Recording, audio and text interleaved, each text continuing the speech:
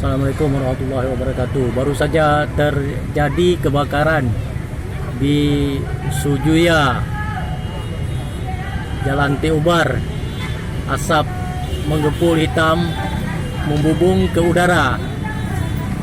Ya, baru saja terjadi. Semua pengunjung berhamburan keluar untuk menyelamatkan